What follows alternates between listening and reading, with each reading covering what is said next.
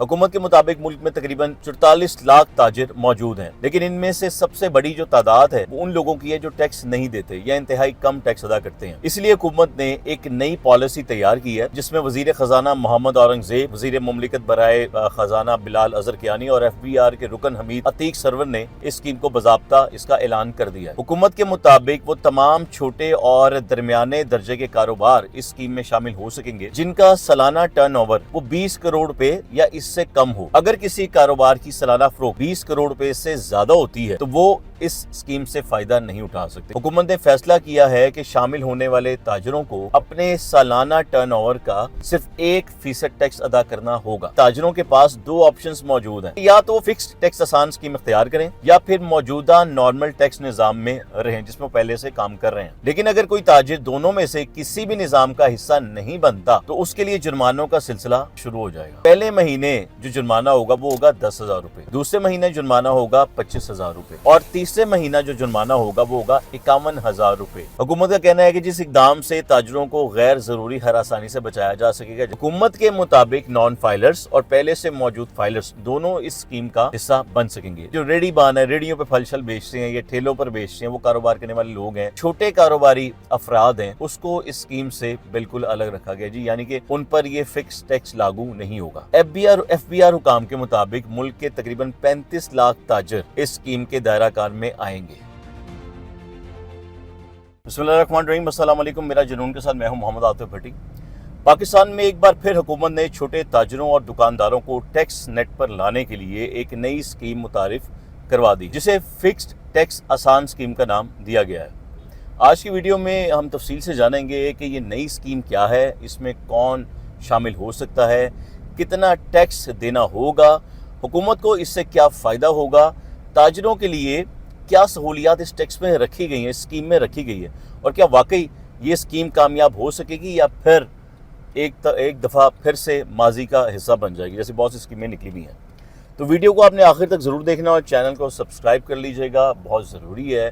Bell icon दबा दीजिएगा ताकि आपको अगली वीडियो का नोटिफिकेशन मिल जाए। पाकिस्तान में तवील अरसे से एक बड़ा मसला ये रहा है कि लाखों का कारोबार मौजूद होने के बावजूद टैक्स अदा करने वालों की जो तादाद है वो बहुत कम रही है। हुकूमत के मुताबिक मुल्क में तकरीबन 44 लाख ताजिर मौजूद हैं, लेकिन इनमें से सबसे बड़ी जो तादाद है वो उन लोगों की है जो टैक्स नहीं देते या इंतहाई कम टैक्स अदा करते हैं। इसलिए हुकूमत ने एक नई पॉलिसी तैयार की है जिसमें वजीर खजाना मोहम्मद औरंगजेब, वजीर मुमलिकत बराए खजाना बिलाल अजरकियानी और FBR के रुकन हमीद अतीक सरवर ने इस स्कीम को बाज़ाब्ता इसका ऐलान कर दिया है।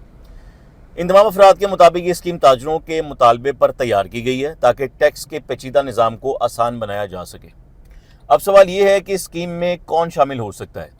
हुकूमत के मुताबिक वो तमाम छोटे और दरमियाने दर्जे के कारोबार इस स्कीम में शामिल हो सकेंगे जिनका सालाना टर्नओवर यानी मजमूई फ़रोख्त जिसे कहा जाता है कि एक साल में जितनी फ़रोख्त की वो 20 करोड़ रुपए या इससे कम हो।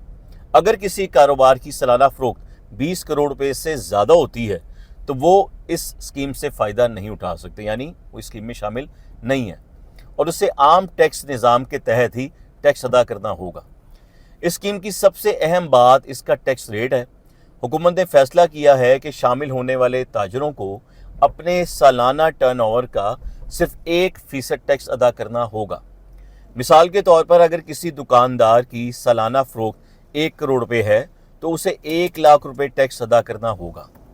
अगर किसी की फ़रोख्त 50 लाख रुपए है तो उसे 50,000 रुपए टैक्स देना होगा।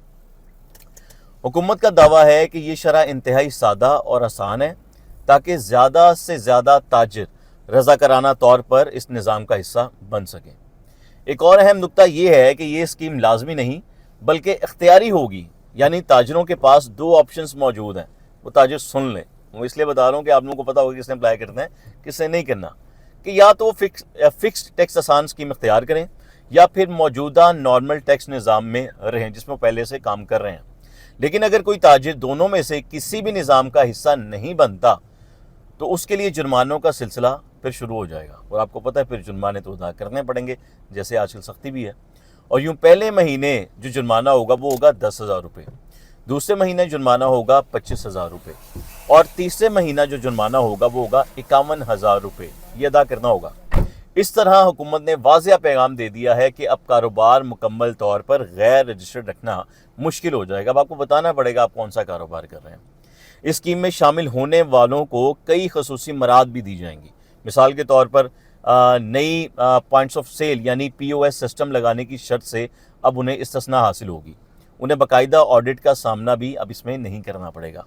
ये एक ऐसी सहूलत है जिसका ताजरों ने तवील अरसे से मुतालबा भी किया हुआ था गवर्नमेंट के साथ। इसके अलावा हुकूमत ऐसे ताजरों को एक खसूसी तख्ती भी जारी करेगी, एक प्लेट मिलेगी उनको, और इस तख्ती पर ताजिर का नाम मौजूद होगा, उसका रजिस्ट्रेशन नंबर मौजूद होगा, NTN नंबर होगा और एक QR कोड मौजूद होगा जो वो अपने किसी भी शेल्फ में किसी भी जगह या दीवार पे भेजा कर सकता है। अगर कोई FBR ऑफिसर या इंस्पेक्टर उसकी दुकान पर आएगा तो वो सिर्फ QR कोड स्कैन करेगा।